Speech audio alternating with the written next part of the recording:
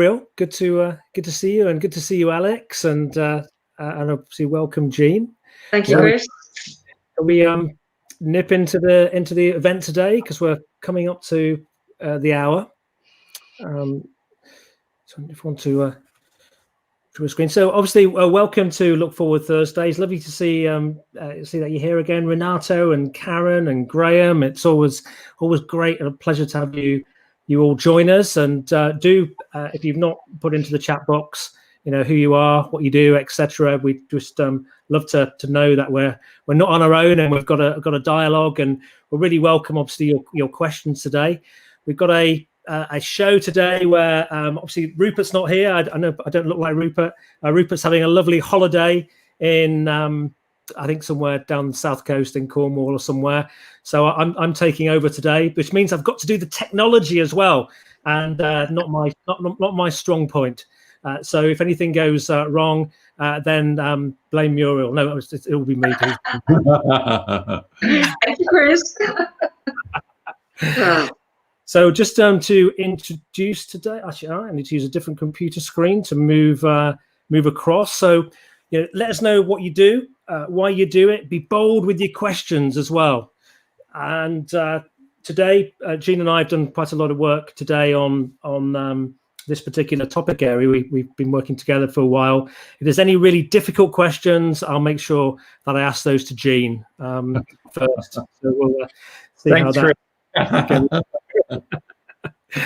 And then moving forward from there, we're going to go to my next screen. So there's a bit of a time lag here. So as I mentioned, Rupert's on holiday. I'm Chris Cooper. For any of you who don't know who I am, have not been on a previous show, I help leaders to develop themselves, develop their teams, build highly engaged workplaces. I'm passionate about building consciousness today and helping people to kind of step up and deal with today's challenges. I'm the host of the Business Elevation Show on Voice America, which has aired for nearly 10 years now. And I'm proud to say was the most listened to show on the network last year. And I also co-wrote this book called The Power to Get Things Done, Whether You Feel Like It's Not. And today, even more importantly than me, I'm only sharing my details because I'm first on this introductions, we've got Jean Early. So welcome, Jean, to Jean in Virginia. Yes, thank you. It's great to be here. It's great to be with all of you guys. So good to have you, and to be talking to you over the pond, as we call it. So just to give you a little bit of background on Jean, I mean, I first heard about Jean maybe 5 years ago. His reputation preceded him, and basically I heard this from an organization called Leaders Quest. I interviewed the founder, Lindsay Levin. But I heard about Jean that there was this guy called Jean Early, and basically there's a verb in Leaders Quest, which is his organization, which is to be gened, because they say that gene can read into your DNA.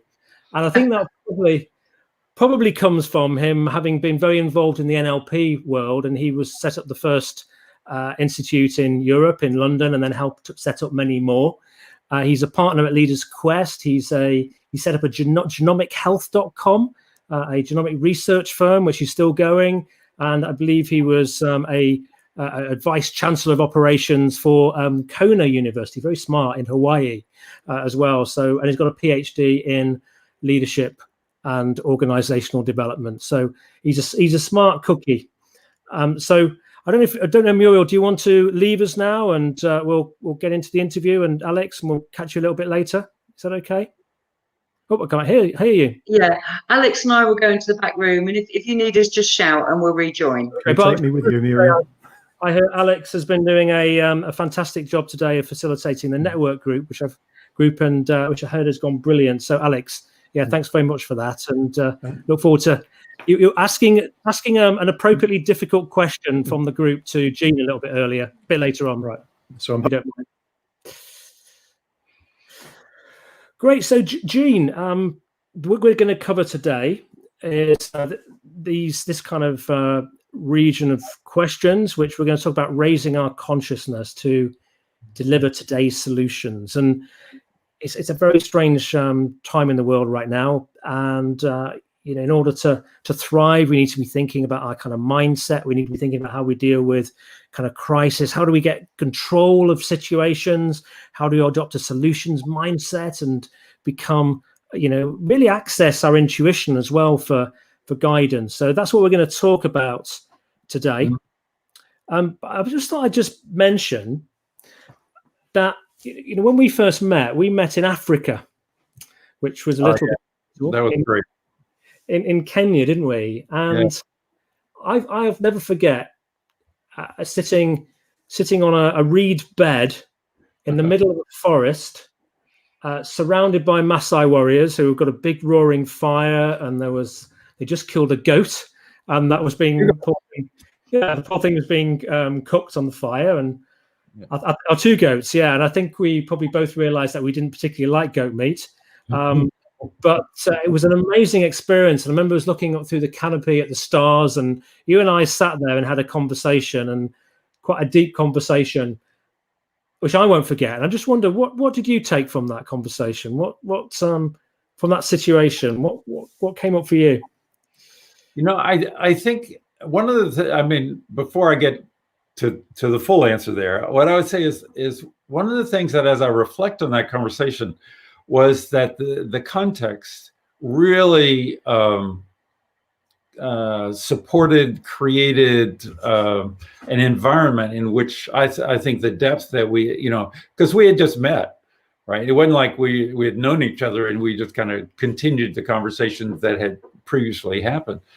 But sitting on those reed beds and stars in the sky and the fire and the Maasai dancing around it, and it was such a magical context and setting that it felt to me like that in a way it just primed the conversation, and the fact that we both in a way were ready to have a conversation like we wanted to have, and that's kind of the way we live, right?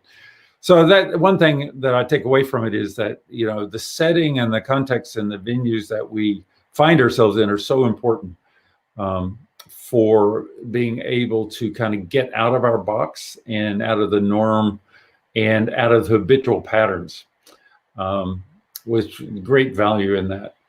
So that was one thing. I think a second thing was that I would take away from that time with you was just the kind of freedom.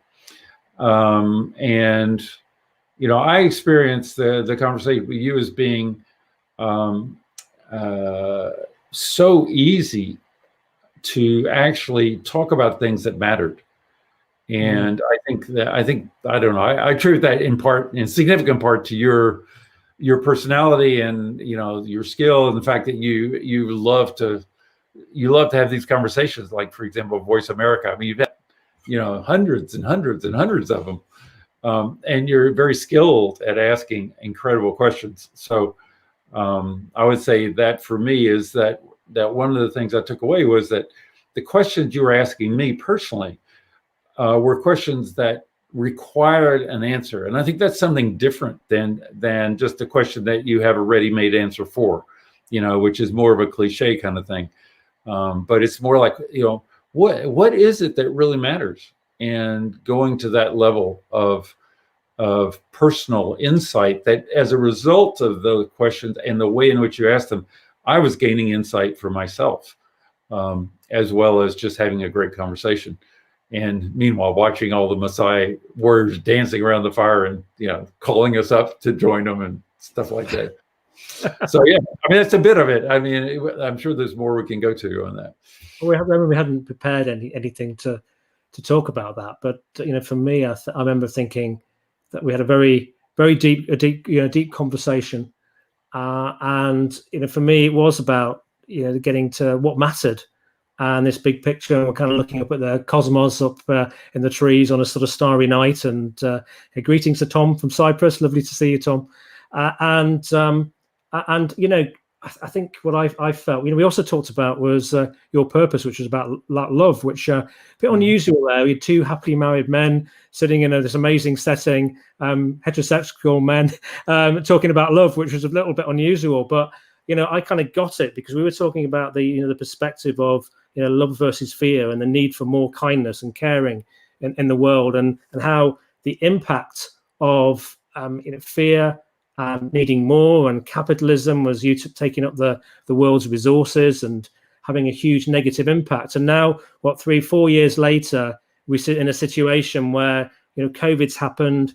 It's become front of mind. The situation around the world. People are kind of struggling personally with this very uneven setting, and over this period of time, I've been talking about how do we elevate leadership, and it's come to this key nub of us all needing to think about a bigger picture rather than the small detail that we're in, which is what's personally happening, and developing mechanisms and ways of thinking to help us really deal with it, and actually see that there's lots of opportunity still, and there always will be. So, I mean, what to you, Gene, is consciousness? What does that mean? I think that I've done a fair amount of thinking about that, and I at the simplest level, it really has to do with awareness, self-awareness, and where we put our attention. I think that particularly in the business world, the whole movement toward paying attention to emotional intelligence is kind of like a one level, if you will, of consciousness. I think that there are other levels as well, and it has to do with, for example, one of the things that I'm very interested in is what I would call energetic presence, and being aware of my energy and other people's energy. I think it's the kind of thing where I think most people, if not everyone, they can walk into a room and they can feel, there's an excitement, or there's fear, or there's concern, or there's an ambition or achievement, or that those are words that express energetic presence of a group, for example. But it's also true in relationship to individuals. So I think that is another aspect of consciousness, the awareness of the information available to us when we tune into energetics. So that's another level. And then clearly there are levels beyond that as well. I think that some of the new physics stuff that a number of writers, I don't know them personally, but people that I've read talk about the relationship between quantum mechanics and quantum physics, quantum entanglement, and human consciousness. And so I think that when we talk about that in a business context, I think it is understanding the dimension, what I call dimensionality. So it's as if, in my view anyway, it's as if there are these concentric circles of energy in which we're functioning. So we function in a global setting, we function in an organizational setting, we function in a team setting, we function in a personal setting. And that there are levels of consciousness which we can pay attention to in each of those settings. And too often, what I experience in my work is strategic advising with CEOs and boards, is that people get caught up in the details of their work, and they tend to block out the larger scales of those concentric circles. So anyway, that's a first take on it. And is this? I'm thinking now with you talking about these concentric circles and people blocking out. Are we saying here? You talk about this energy. I recently interviewed Tom Campbell, who's a NASA physicist in his past and spent 45 years studying consciousness. And he talked to me about this, about there being a physical reality, but also this non-physical world. And I think the energetic presence that you mentioned there, when we kind of feel an energy with other people, I can tell walking into a room who's feeling angry, sad, or frustrated, or whatever. But also that intuition. I mean, Alex earlier sent me a text, and I was thinking about him at the same time, and that serendipity, and then actually all of the these things maybe even going into the paranormal. I've had a few experiences people have as well. There's this maybe a non-physical world that perhaps is also part of a stream of consciousness, as well as the physical world, that we can also access, and we can tap into through our intuition, which is maybe why we can sometimes access more than we realize. And I think that's maybe, wonder if that's a whole part of this stream of consciousness, which we are just an element of it. Oh, I think so, without question. I mean, I think one of the things that we recognize that there's a relationship between the material world and the non-material world, which for some people they call spiritual, or there are other ways to describe it. But clearly there is a non-material world that influences who we are and how we function. And I think that, the paranormal is just a way of saying, there are things that are happening that most of us don't think about, or don't want to think about, or don't experience. And yet, the number of people who've had, unusual experiences, weird experiences, strange experiences, is there's enough research and enough documentation that exists. It truly exists. And I guess we're accessing so little. There's probably a lot more to access than we realize. I remember Napoleon Hill in his book Think and Grow Rich. He had this virtual board with people like, in his mind, people like Abraham Lincoln and Henry Ford and people like that sitting on them, and he would be asking them questions when he was meditating and gaining answers from them. There's probably a lot that we don't understand, but maybe perhaps we can access. One of the, if I just make a bit of a segue here to some of my neuro-linguistic programming training. And it's not just in NLP, but it's in other areas too. This whole process called communicating with parts. And the idea of it being that we as individuals, that we organize our internal world, and we often talk about ourselves in terms of parts. It's like this part of myself or that part of myself, or another way to think about it is the different kinds of feelings that we have can be expressed as parts of ourselves. And one of the things that we've really, I think, refined in NLP world is the ability to communicate with particular aspects of ourselves, which we call parts. So it could be the part that's fearful, or the part that's controlling, or the part that's hurt, or the part that's joyful. And one of the presuppositions that I have in the work I do with people is that our parts are committed to our well-being. And when we have, for example, it could be a physical thing, we have a physical ailment or an illness or something like that. A way of thinking about that is that's a part communicating to ourselves. And most of the time people don't think about that as a communication. But if you do think about it as a communication, and you go, for example, you have a sore elbow from playing tennis, if you communicate to that part and say, what is your message to me? What are you saying to me? It may be the message is take a rest because you're straining your elbow, which most people might think about. But it may be something much more significant than that. It may be that the stress is not playing tennis. The stress is a relationship at home, or the financial condition at work, or any of 100 things. And so being able to take that next level down of what is the message of this part that it's communicating to you, it's a very powerful way. And that model can also be used at other levels, interpersonally, and within teams and organizations, and within nations or regions as well. And how, in this sort of context right now, how do we think about the current context? What's the best way to kind of look at it, and also, eradicate or eliminate the fear that we might be feeling at an individual or an organizational level, so that we're constructive and not destructive? That's I think it's a really fascinating question, because I think it's very real. I was saying a bit earlier before we actually came online, I was talking with Alex and Muriel, that the very first time I went shopping at the grocery store when COVID happened, and it speaks to some things we've already talked about. I walked in and I was whacked. I could not.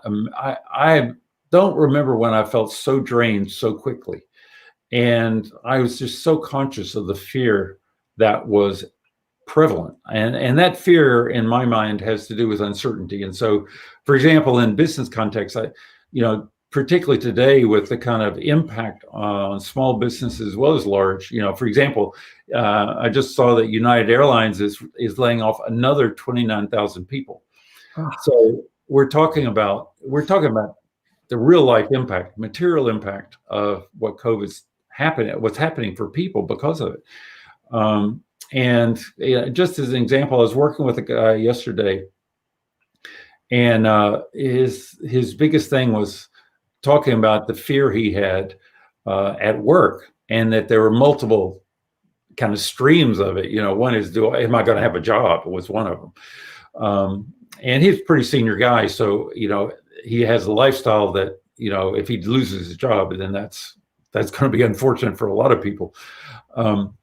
But what I had him do was I had him begin to access memories of where he was fully and completely loving. And because this gets back to the point you were making about love and fear. And I think that it's quite interesting that as he did that, and he started to bring that part forward into his consciousness, he felt the fear decrease. And, my encouragement to him was to continue to do that, and to begin to establish that reference of, this is who I am when I'm loving, and to use that as his internal reference for addressing the fear, because we have to go through fear. We can't avoid it. If we avoid it, we actually are doing something worse to ourselves. But if we go through it, you need resources to go through it. And as you had mentioned, love is probably the most powerful influence to go through it. And I think you're talking about Tom Campbell. What he was talking about is that's one of those intangible consciousness things that is present for us, is we all have experienced being loved and loving, but we don't always bring it forth. And so anyway, I would just say that's a very powerful thing. And you look at really successful businesses. I think about in the United States, Southwest Airlines with Herb Kelleher, they had love as their core value, and out of that came a lot of creativity, a lot of fun, a lot of also financial success as well, because people were feeling safe and trusted, and they were free to do things that in many other corporate settings you would never be able to do. I mean, great sense of humor and playfulness that went with that. And so I think that there's something to be said for that, particularly today, that love and care. If you look at McKinsey reports, they're talking about how do you help distance virtual teams. And one of the big things they're talking about is expressing care and beginning your meetings with care rather than beginning your meetings with item number one on your agenda. So I think I don't think this is not out of the norm to even talk about. Yeah, I think it's why I believe this subject is so important right now. This raising our consciousness is to get a sense too of the the bigger picture. We're stuck in our different scenarios, and we had I invited you into a session last week with a really amazing sort of group of people, guests that I'd interviewed on my show. And one of them, Hillary Wilson, was saying that her neighbour had said to her, "Well, at least we're all in the same boat." And she said, "I thought about that, and I thought, well, actually, we're all in we are in the same boat, but we're all in different boats. Some people can afford to get through this situation, where others have got real deep, sort of challenging issues to face, haven't they?" Yeah, exactly. But I've certainly found it more helpful to start to think about the bigger picture.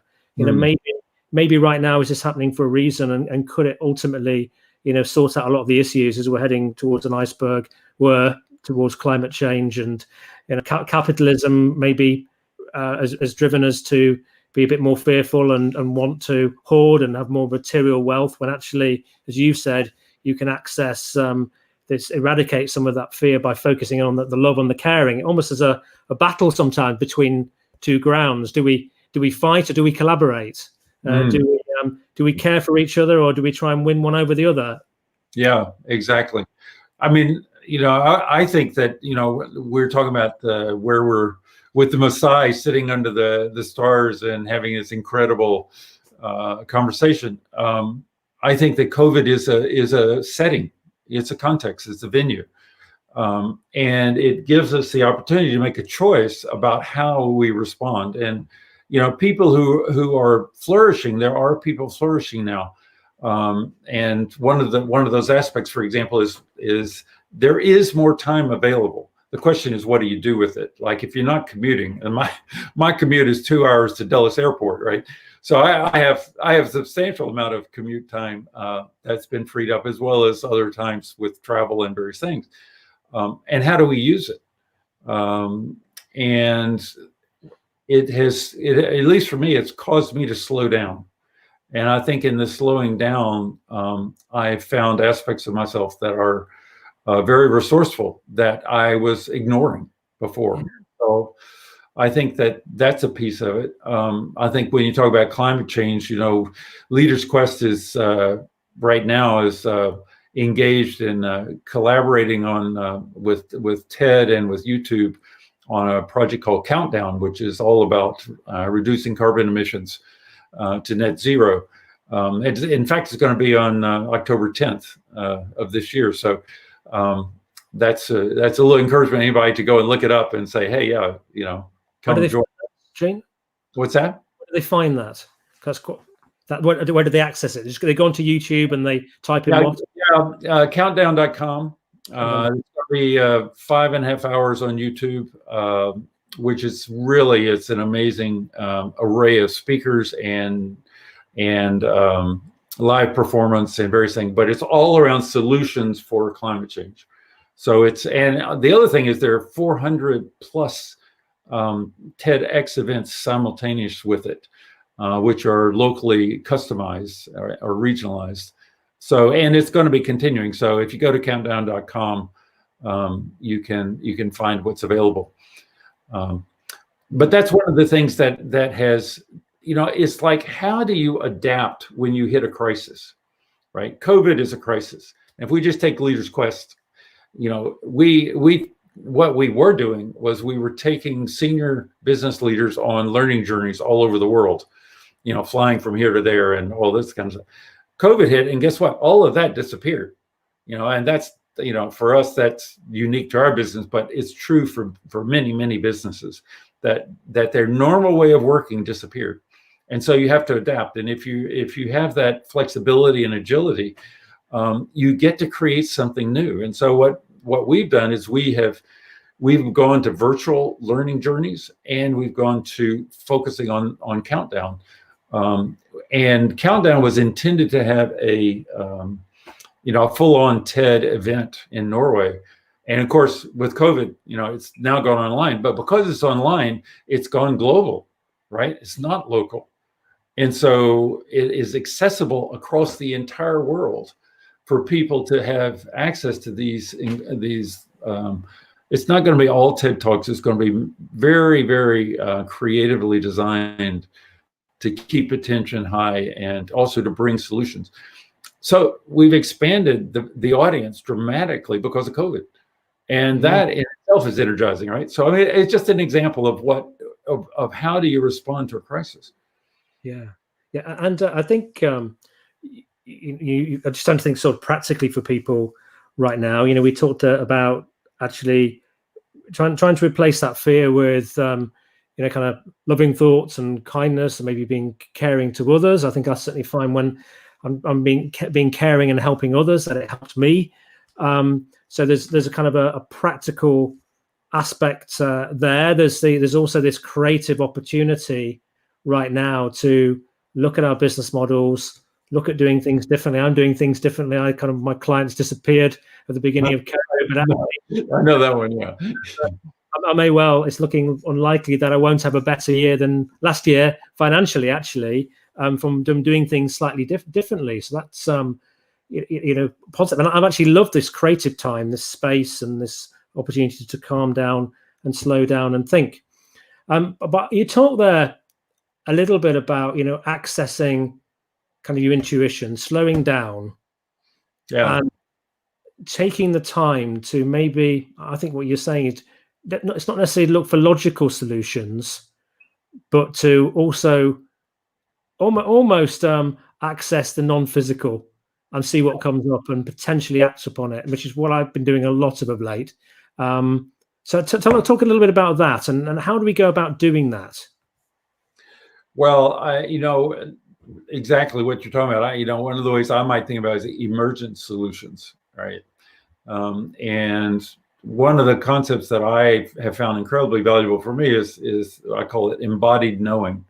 Another way of saying it is in your unconscious or subconscious, there is a whole body knowing of things that does not yet have words to it. So it's not yet conscious mind.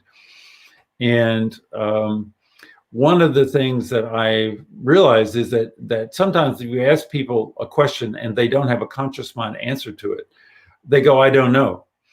But if you then, and this is, you do it for yourself or you do it for someone else, you go, well, actually you do know, but you just need to access it. So just kind of settle yourself, ground yourself, and ask the question again and wait for the answer, and then pay attention to what response you get. And it may be a nonverbal response initially, but it will lead to a verbal response, an articulated response. And so you hold space for that. And this gets back to what we're talking about the energetic presence. If you're holding space with energetic presence of anticipation for that embodied knowing to come forth in the other person, 100% of the time it comes forth. And that is emergent knowing. It comes from embodied knowing into conscious mind, and it's what I call emergent knowing. And is this like a probability sort of distribution? If scientists look for a problem, they suspect something might be there, and eventually they keep looking and looking, and then it emerges. Yeah, and it also emerges out of the ether, and often it's unexpected. It's one of the joys of this process is that the answers you get are go, wow, where'd that come from? And you go, it came from you. It came from me. That's no. Yes. That's right. Do we need to trust this more then? Yeah. Do we need to take the time to sit with our, quietly and see what comes up and trust it and use it as a guide? Mm-hmm. Yeah, exactly. Yeah. Go ahead. I wanted to put Karen's comment up actually, because I thought there was this. I just thought it said corner of my eyes, and I thought this was really interesting because I'm with Karen on some of this, and I think it's an interesting debate that everyone's looking inwards and focusing on themselves, and rather than looking outwards and focusing on helping and supporting others, which I think is, to the view, I think that is absolutely is true. But I also do feel as well, Gene, I don't know about you, that you have to keep dipping into yourself for the answers, then that you can go out to be kind. If you're focusing on your problems, then I don't, and you're getting in a downward spiral and fear and stress and anxiety and pushing that on others. But if you're going into yourselves, so looking for creative solutions and then going out, I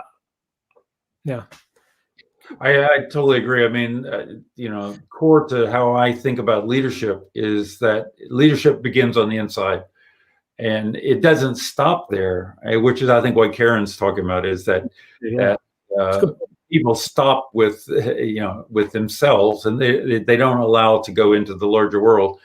But clearly, to have transformational leadership, you have to be transforming your own internal world. And out of that comes, and also that, what emerges is embodied knowing about the world you're living in and how to have an impact on that world. And I would say that certainly many of the people I work with are, approaching this, what I would call the COVID crisis, from that perspective of, okay, we've got to adjust, we have to adapt, we have to be creative. And the question is, how are we going to do that? And so the real presupposition that operates there is an answer to this. We just have to find it. And that answer always inevitably includes other people. And I think when you get stuck and you don't have that kind of presupposition, then it is a downward spiral, like you were saying. Yeah. So involving others, and one of the things I was talking to someone the other day, actually somebody I cycle with, and actually I stopped him because he got a little bit on a negative downward spiral, and I said, actually, when you and I cycle together, let's spend our time elevating how we feel about things, rather than taking it down. And actually, he really got it, and he really responded to it. See, I don't know why I said that, because he was worried about something related to it. I said, I'm not worrying about it. Don't put that problem in my head. I don't need it. But I want to come on a Sunday morning, and I want to use this time for us both to come away feeling even better when we've spent time together, and then gives us greater energy to go and do things. And I think we've just got to make sure, haven't we, that when we are meeting with other people, that we put energy into it, and we all leave in a better place than actually end up in a downward spiral and it adding to the problem. I think that's, this whole thing, you and I talk about having a solutions mindset. And I think that is one of the keys to this. And that is that the what I call an internal structure, which is whatever present state I'm in, I'm going to be moving to a desired state. So for me, I'm constantly going, okay, this is where I am, but where do I want to be? And then once I identify that, I go, how do I get from here to there? And so the thinking and the real work is getting from here to there, after you've defined where you are and where you want to go. And I think that's that's a skill that you can develop. Yeah. I remember talking with. I was talking with Tom Campbell about this. Is that what he was saying to me, which I thought was really, really helpful, was that there's logically there's skills that people learn to logically do things, but also and people develop that kind of thinking, but also we can develop our ability to access our intuition, and actually it's a muscle we can learn. And if we learn and we get more and more effective at it, it produces even more results. So I never really thought about it as a skill to really utilize that. And I've met some of the people who've been very successful that I've interviewed over the years on my radio show. What I've realized with some of those individuals is that they really do deeply go into themselves, and they act upon it, and they almost follow this inner guide. Even take great risks sometimes. I'm not saying we should go and do that. But I've realized that they've developed it as a skill. Any practical solutions for people in terms of what how to really practically help them at the moment to raise their success during this period of time of COVID, and be able to look back on it one day and actually be proud and maybe even taking their businesses to a completely new place. Any techniques that you would recommend, Gene? Well, I mean, just to refer back to what I just said, I mean, I think most great leaders and successful leaders do have an outcome orientation. So they're thinking about where are we going, and so that's one piece. I mean, much of my work is about our internal structure as that relates to these external behavior that we engage in. And one of the keys there is just that we recognize our core identity.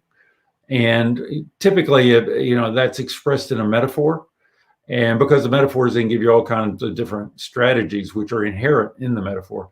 And out of that identity comes vision, which is also, again, another presupposition, is that we all have a compelling vision within ourselves, but for the most part, people have not learned how to gain access to it.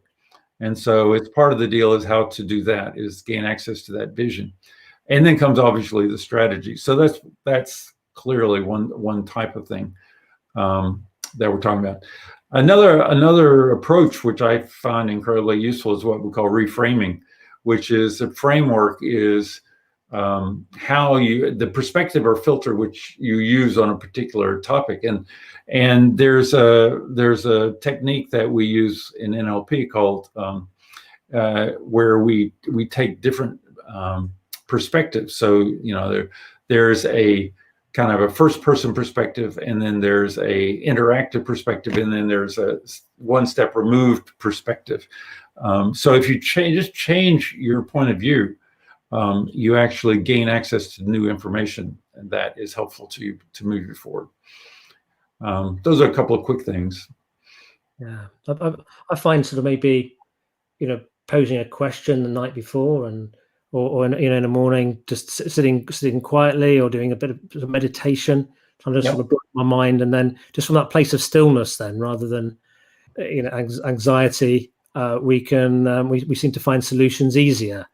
So I find that helpful. One technique, and I may have mentioned it I can't remember I've mentioned it on this before, but we had a guest, Michael Romling, on the show a few months ago, and Michael suggested something to me outside of the room, and he said, what you should do, he said, I would strongly recommend that you write a letter to somebody that you trust, and pick a date a year ahead. So today, for example, is the 8th of October.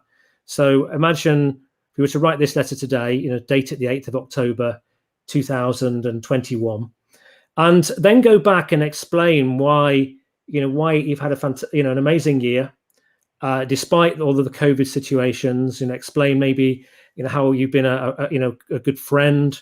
Karen mentions in her point here, but it's much easier to help people when you feel okay. But, identifying there how you've kept your energy up, how you've been a good person, maybe your qualities, how you've been with your family, and looking back, and then also how your business has been and how it's developed. And I went and did this, and I actually sent mine to Michael, and I've gone and laminated mine. So mine's here. It's and I've laminated it in A3 on purpose, because then it is and it says, look, over the last 12 months, and I laminated it so that I wouldn't lose it, and when I'm a bit untidy on my sort of desk.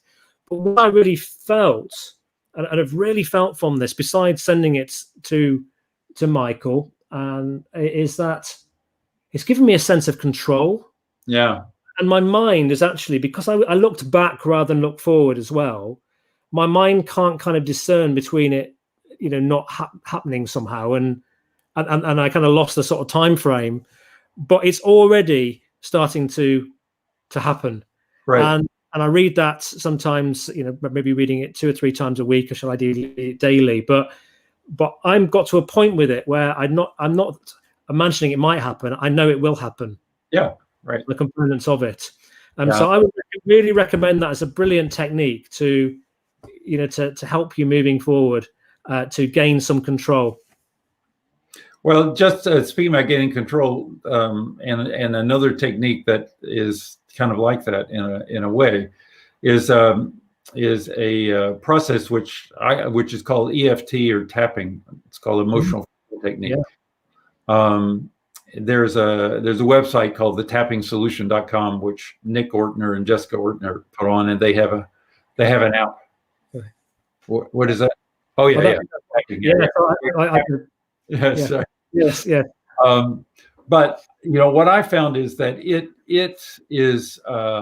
I've been using it for 8 years now, and it releases embodied knowing. I get insights that I wonder how I get them, but I know that they're mine. It's the whole point about, it's there. It's just you have to gain access to it. It's a great way to gain access to that. And particularly the way it started, you start with the problem and you work your way to a solution.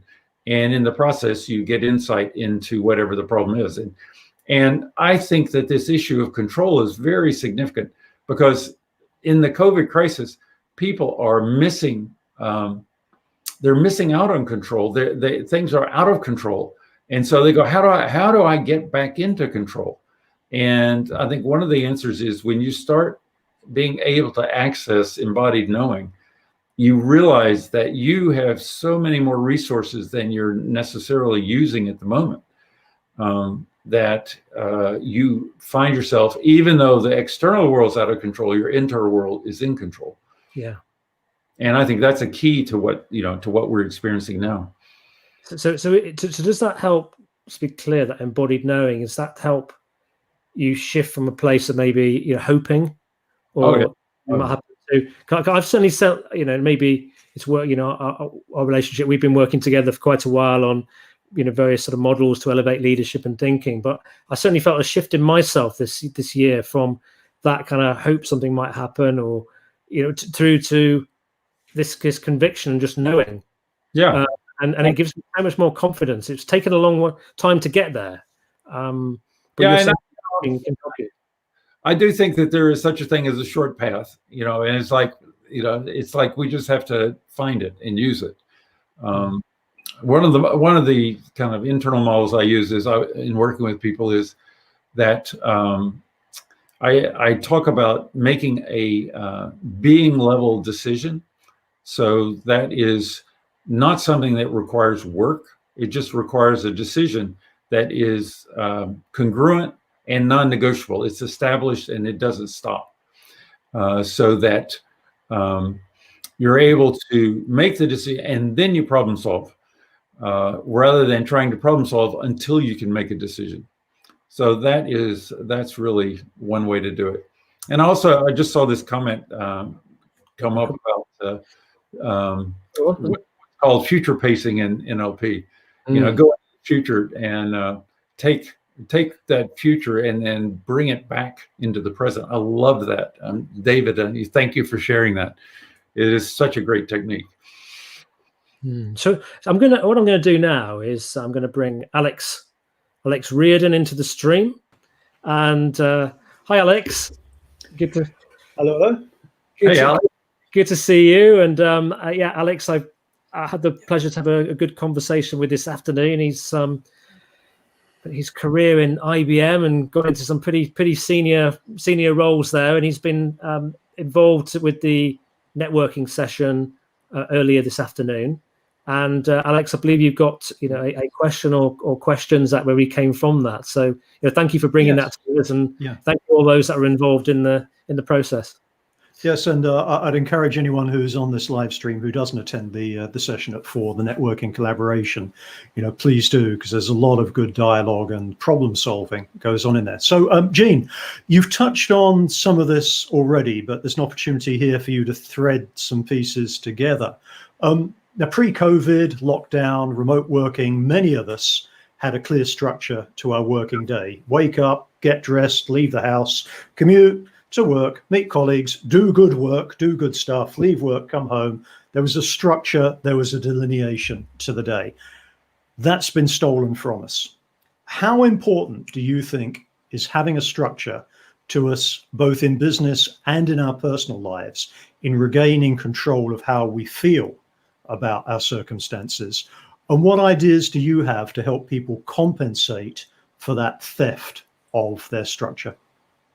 Yeah, I mean, that's it's a really profound question, because I believe that we as people, personally and professionally, we require structure to function optimally. And I think one of the challenges is when we get a structure and we make it rigid, that we start to get in trouble, and it's like you become habitual. So one of the benefits of this crisis has been that our normal structures have been kind of thrown up in the air. Now, the challenge to that is if we are not able to recreate a structure, because without, as to your point, I believe that structure does give us a sense of control. And when we have control, we are much better able to deal with circumstances, the unexpected, et cetera. So there's something about the flexibility to adapt the structure we have, and when it's disrupted, to then adjust, adapt, and create new in order to be in control. And being in control then gives us a sense of possibility and hope. And one of the things that I found in the work I've been doing is that when people got disrupted and they, with that disruption came a sense of confusion and a loss, as you were speaking about, a loss of identity, a loss of attachment and relationship, a loss of sense of meaning that their existing structure gave them. That produced a tremendous sense of grief that they didn't know how to process. And so part of regaining control was to help them deal with the grief. That yes, you've lost these things, but you also have the capacity, as Chris and I were talking about, to create the new structure. And so let's go about doing that. And so I would say for people who are continuing today to struggle with that loss of structure, that creating a structure, even if you think it's arbitrary in the beginning, is a really significant step to take to make your life work. For example, I was working with one of my clients who he was just commenting that he happened to see the future before COVID came. He happened to see the future coming. He said, we need to learn to work virtually. And so he arranged for his team to kind of get set up at home. So, get their desk, get their internet, get their computer set up, so that it happened that when COVID hit, they were ready. Now that's forward thinking on the part of a leader to do. But if you haven't done that, that's the thing to do. Get your office set up at home, which I'm sure you've done because you've already done that, right? Yeah. You've had a number of years of doing that. Yeah. And I think that you probably have some wisdom to share with us as well around, the benefits that you've gotten from creating your structure at home. So that's one thing. So the other point I would make is that there are two types of structure. One is what I call external structure, and that is get your office set up, get your communication patterns, get the systems in place so that you kind of get a rhythm. One of the things people talk about is, get dressed for work when you're at home. There are a number of tools and techniques and tips like that really work, and that's external structure. The other is internal structure, which is knowing what your day is going to be like. And one of the things Chris and I have talked about is, I'm sure you must do this too, is the night before you kind of set up, what are my goals, what are my outcomes, and what do I need to prepare in order to get ready for that? That's a type of internal structure. So I would say doing that. And the other thing is reflecting on the day at the end of the day. And you can take 5 minutes or 15 minutes. It doesn't really matter. But just say, what are the high points? What are the low points? What can I do different and better? So you build in reflection onto your day. And that is a form of structure, but it's internal structure, not external structure. Yeah. I think that journaling is really helpful, isn't it, Gene? And asking those questions to reflect and set ourselves up productively the following day. I think what's quite interesting is we can, as an organisation I've worked alongside, who help you get 3 days a month back. Is that how, by putting structure in, you can be much more effective and achieve an awful lot more. If you don't, you waste a lot of time. Yeah. I've started to realize that structure is your friend. And I when I talked about the power to get things done, I found that having left corporate, I started to dislike the finger pointing and board meetings and line managers and appraisals, all this structure that I was held into, and I wanted some freedom. But actually, after a couple of years, I realized the importance of putting it all back in again into my business because it was my friend. And I think it's the same with structure during your day, Alex, is to ensure that you might have lost the structure that you had. You got some benefits, maybe you're not driving for so long, but rebuild a structure in again. And I have a whiteboard on my wall, which has got Monday, Tuesday, Wednesday, Thursday. It's also got 3 things I'm grateful for each day, 3 priorities, and 3 things I've achieved on it. So I work with that. I can physically see it. I can see the tasks. I set that structure, and I allow myself some time to, meditate, some time to exercise. And if I haven't done the meditation or exercise, and I haven't had a successful day, because I know that's an intrinsic part of it. It's interesting. I mean, in my working career, I put myself forward into certain roles that at the time you're thinking, God, this is mad. I'm really enjoying what I'm doing. Why am I moving to this particular job role or this particular engagement? And what I'd often do before I took that role on, I would write a memo to my future self. All right. So it's a bit like you've done with your lamination there, Chris. And it's a bit like future journaling, right? And I'd write down, the reason I'm taking this role is to do da-di-da-di-da-di, to experience this, that, and the other. But equally, the things I know I'm going to miss, and the things I know that are going to feel painful because I'm moving from the structure that I know. Yep. And I'd write those down. And sometimes, you're in the midst of this new role and you're thinking, why, oh, why, oh, why did I do this? And you take your memo to your future self and read it. And you say, yeah, I knew this was going to feel like this. Right. I knew why I did this, and so on, right? And it's a bit like, taking yourself to your happy place. Right.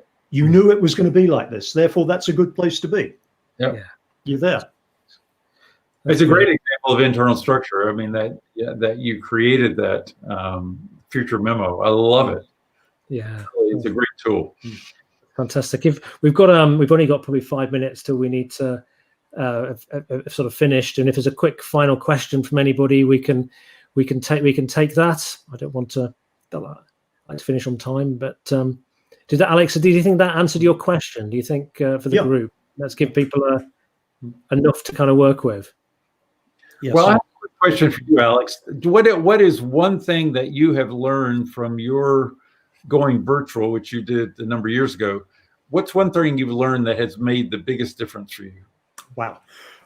You made the point about the external structure, getting dressed for work, right? So right. I'm now retired, but I spent many years working from home and running a group all around Europe, using teleconf, using videoconf. For me, there was a real discipline of putting a clean work shirt on in the morning. And then at the end of the working day, take it off and go to your civvies, your t-shirt, whatever. That was an important discipline. The other one, and I didn't appreciate this one until shortly before I retired and we were using Zoom a lot more, take time to have a social discussion. Oh, yeah. When you're on a teleconf all the time, when you're on the phone all the time, funny enough, you rarely talk socially. You're straight into the agenda. Or if the people haven't turned up to the call, you're doing your email. You've turned around and you're doing your email. When you're on a Zoom, when you're on a video, you're able to look someone in the eye and you can talk socially. Right. Take time to do that, right? Because we are social people. And I think I was saying earlier on the previous session, when I first started working from home, my wife realized that I was lacking social interaction and she would send me down to the pub. How many wives who love their husbands say, darling, I think you should go to the pub? I love it. Give your wife a big hug for us. I often do. That's so good. Yeah, we need to encourage our wives to send us to the pub. For the right reason. For the right reason. Of course. Well, let's hope they stay open over the next few weeks so we can still do that. Look, this has been a brilliant conversation. I'm going to have to sort of move now into kind of wrapping this up. So yeah, so thank you, Jean. Lots of thoughts and ideas there. Just looking at Rupert's got his. How do I get my slides up now? There's 4 of us. There's one there. I might just have to do that. Oh, there we go. Look. So Rupert likes to remind us all about the bounce back loans. It sounds like all sorts of people have been claiming the bounce back loans who shouldn't have been. The government's in a bit of a pickle because lots of people have been doing that. Look forward Thursdays. They are online networking and collaboration is 4 to 4 p.m. So you can join both of those for free. And so, talking to Alex earlier, he was just telling me how fantastic this online networking is. I must drop into one at some point in time soon to get a sense of that. And we have then a live stream with somebody. It's a different session, the live stream. It's about really getting a different perspective on the world at the moment and just helping us to energize ourselves, maybe some new tools and techniques to move forward rather than being in the detail or necessarily around selling or LinkedIn or what have you. So do join those. So next week's show, we've got Marco Robinson, Sir Marco Robinson. And Marco, some of you might remember there was a BBC show last year where he gave a house away. So he's a very wealthy kind of investor, property person. He's going to talk about his experiences from bouncing back from extreme adversity. And what we got on the next one? Key strategies. Muriel, do you want to talk about this? Do you know what's this? Transform and grow your business in times. Rupert got another program coming up. Oh, I can't hear Muriel. Do you know anything about this, Alex? Yeah, sorry, I was on mute. This is on our homepage, businessgrowthbureau.com. This is the webinar, which tells you all about those key points that are shown. So please do register for that. you do get the opportunity to book in a strategy call with Rupert after, if you feel that's the way you'd like to go. Or if not, there's just loads of content and it really will help you. Excellent. And then so that's how you go about booking on the businessgrowth.bureau.com/events. And we're here to support your business growth. Set a reminder on Facebook and do keep on joining us. And I should also say that, you know, Jean and I have been doing work together for a couple of years now. I'm developing our thinking about taking leadership to another level. And what we're also doing is we're supporting some people together who are really keen to, you know, build their sort of psychological performance to, you know, outperform in this marketplace. So a bit unusual this. You're going to have, if you're interested in that, the two of us, you know, acting almost as like your strategic psychological support and helping guide you to higher levels of life success and performance. And we're doing some of that work together. And actually, it's wildly exciting. You know, we've really been working at this for a long period of time, and probably unusual to have two sort of thought leaders come together to do that. So very excited about that. You can contact Business Growth Bureau at on the number here. You can contact me and also Jean here, and there's our email addresses on there. If you're interested in this sort of psychological support, then let myself know or Jean know, and we'll share some information and have a confidential conversation. I just want to say, if a big thank you to everybody today who, you know, from Nikki and Renato and Graham and David, you know, and everybody else who's commented. I've loved the stream of conversation today, you know, the intelligent questions. And, you know, I know here, you know, we've got groups of people here, I'll include Alex and Muriel in that as well, are just really keen, you know, to make a difference today and to you know, to contribute and help everybody raise their consciousness and help everybody to out there to start making some decisions that have positive ripples. So I hope there's some, you know, things you've taken from today that can help. So loving some of the feedback. Wonder if the panelists are J in Myers-Briggs, if they've done it. Yeah, I was EST and J, I think, when I did that years ago. So that probably was one of mine, whether I still am, I don't know. But I'm a supporter in talent dynamics as my main one, with some creativity and groundedness. I don't know, have you done that, Jean? Are you familiar with what you are? I'm Myers-Briggs. I'm a P. You're a P, are you? Yeah. Can't remember what does P stand for?